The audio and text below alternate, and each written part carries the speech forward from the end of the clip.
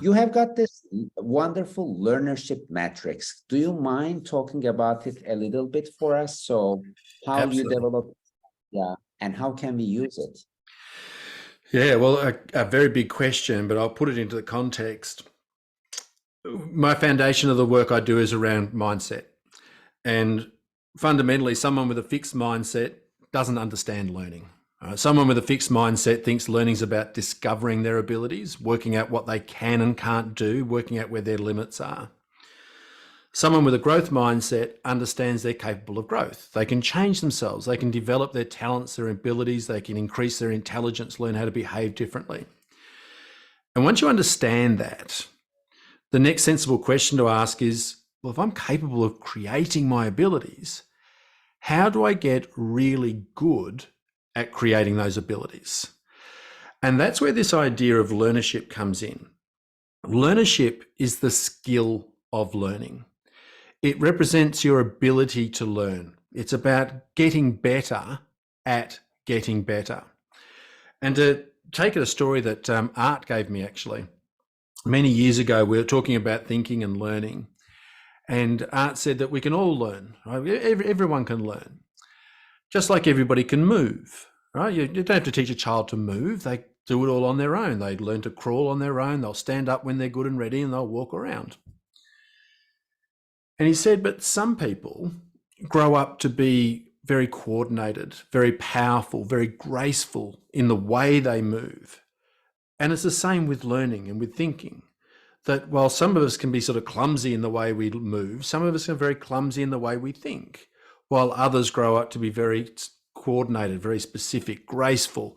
I like to use the analogy now that, when I see someone who's highly skilled at something, I think of my father and his woodworking, and he used to select the piece of wood and cut it in exactly the right way, and he was drawing all of these skills and produce something beautiful.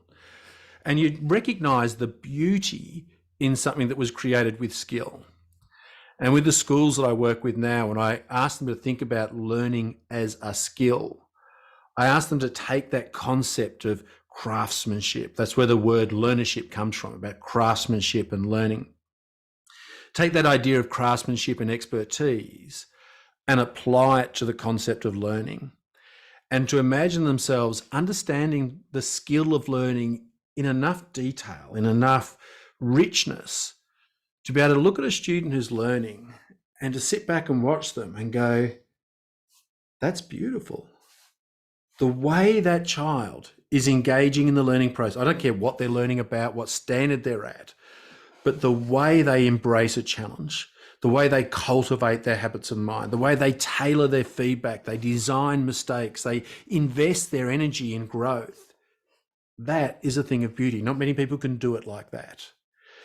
And so trying to understand this skill of learning, we started unpacking and building on the idea of the agile learner. What does a learner have to do to be skillful? Well, they have to have a good relationship with challenge. If you go, I don't want to do anything hard, never want to do anything hard, well, you'll never grow, and it's not going to be very useful. You also need, and that represents Erickson's work, the idea of being able to push and challenge yourself.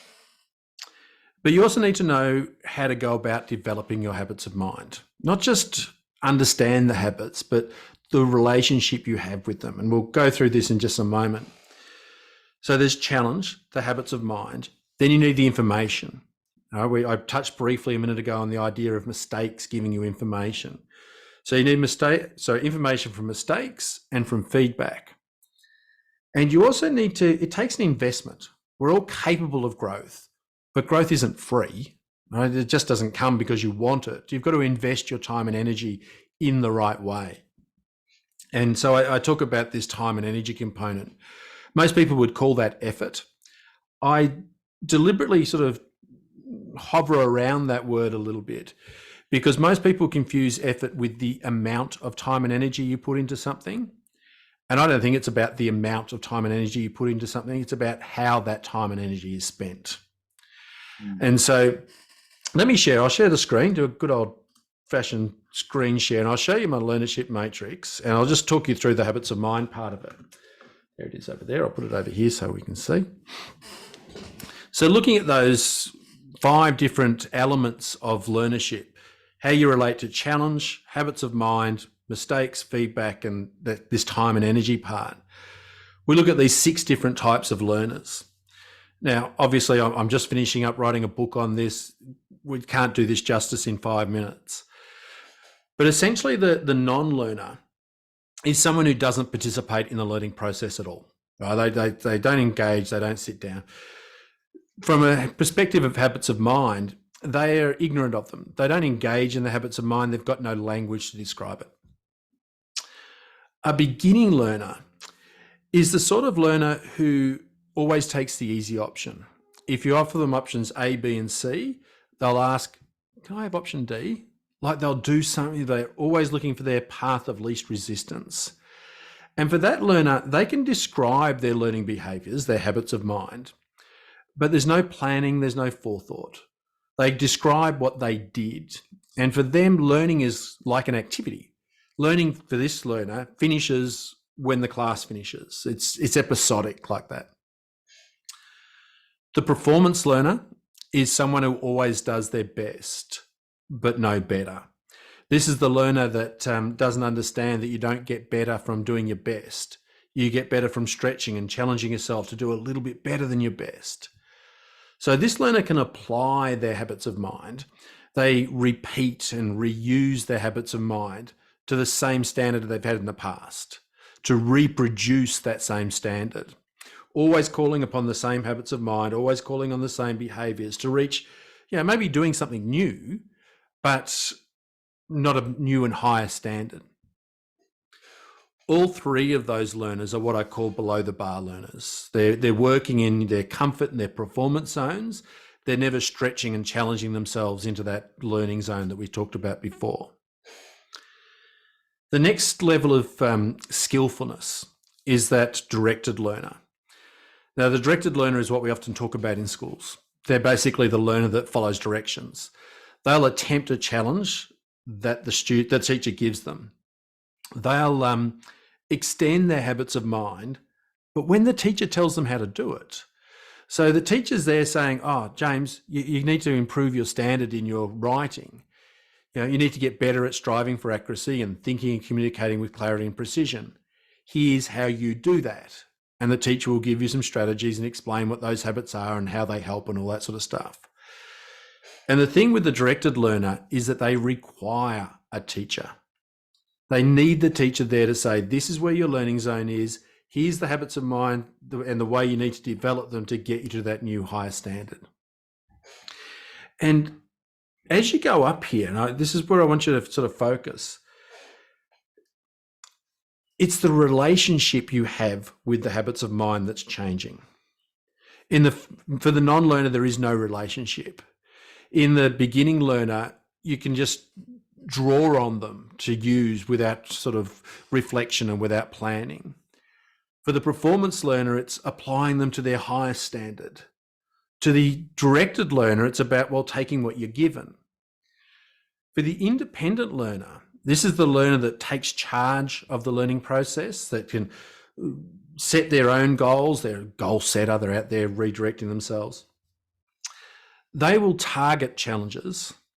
And when they realize that they don't have the skills to get there, when they realize that, I'm not good enough to perform at this standard, they'll develop their own habits of mind.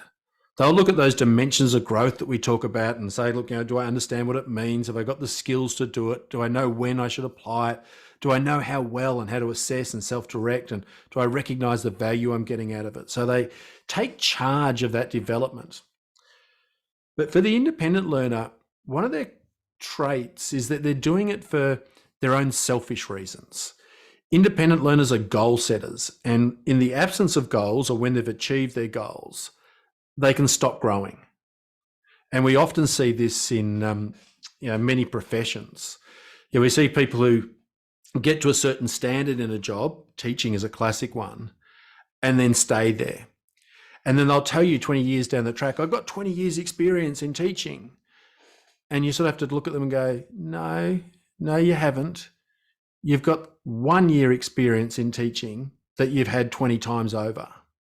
because once they reached that standard, they just kept doing it and doing it and doing it and doing it.